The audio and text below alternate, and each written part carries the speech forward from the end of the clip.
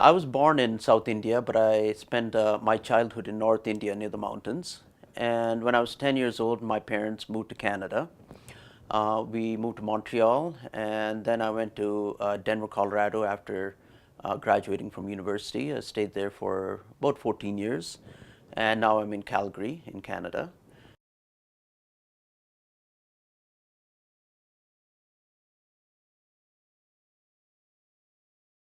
I had actually quite a remarkable childhood. I stayed with my uncle, who was an officer with the Indian Forestry Service, and we lived like right in the jungle. And I remember as a child hearing tigers in the jungle. I had a pet deer. We had so many adventures. It was really wonderful.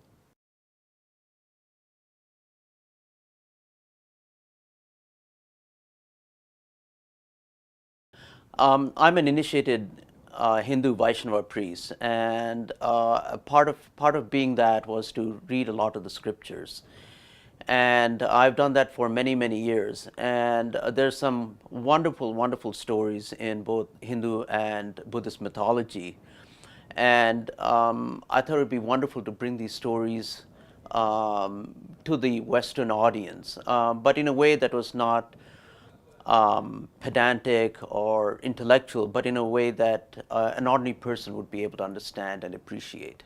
And that was the motivation for writing this book.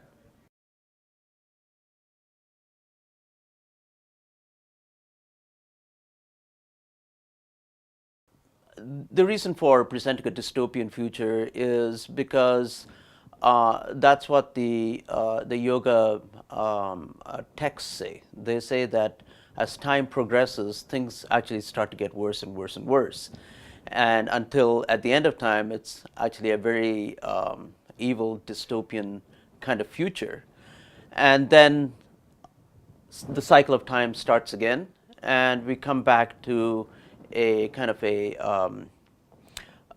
beginning of time where things are peaceful and contemplative. Uh, I also imagined part of the dystopia. I put some of it in my words. I use some of the current trends that we have, such as the environmental destruction, the control the government has, different bodies have over us, in terms of our lack of privacy. And I took that a little step further and introduced a genetic future where people are instantly identified and connected to a vast network, data network, based on their DNA characteristics and how that is used to control them.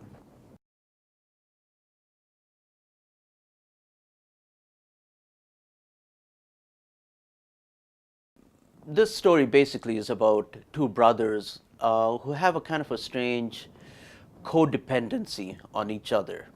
And what happens in this book is that the death of their mother kind of breaks this. And what happens is one of them they go off to different directions. And one of them goes off to the beginning of time, and the other one goes to the end of time. And there they're forced to confront their weaknesses and grow and become better people, more complete. And this is basically what the story is about.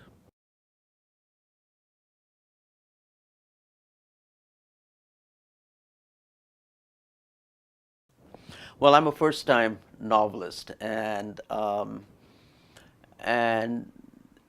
writing a fantasy is not an easy thing, especially for a first-time writer like myself. So we have the fantasy element, the mythology, and then you have the story of two modern characters who have their own histories to tell, and mixing these two together to create something which is whole and complete and engaging, and not pushing the mythology or the philosophy down people's throat, but to bring it out in a way that would be easy to understand and easy to appreciate. I think that's the challenge, and hopefully I've done a good job on that.